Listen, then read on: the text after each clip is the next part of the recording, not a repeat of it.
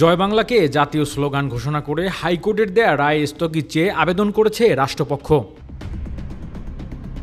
সোমবার অতিরিক্ত attorney general barrister অনিকার হক এ তথ্য জানিয়েছে।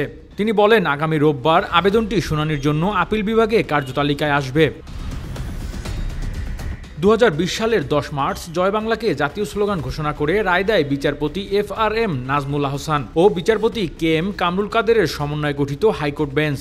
বাংলায় দেওয়া রায়ের আদেশের অংশে আদালত বলেন, আমরা ঘোষণা করছি যে জয় বাংলা বাংলাদেশের জাতীয় স্লোগান হবে। জয় বাংলাকে জাতীয় স্লোগান হিসেবে ঘোষণা চেয়ে 2017 সালে সুপ্রিম কোর্টের আইনজীবী ডক্টর বশির আহমেদের করা রিটের শুনানি শেষে এ রায় দেয় হাইকোর্ট। পরে 2022 সালে 20 ফেব্রুয়ারি জয় বাংলাকে জাতীয় স্লোগান হিসেবে স্বীকৃতি দেওয়ার সিদ্ধান্ত অনুমোদন দেয় শেখ হাসিনার মন্ত্রিসভা। Desk report, metro TV.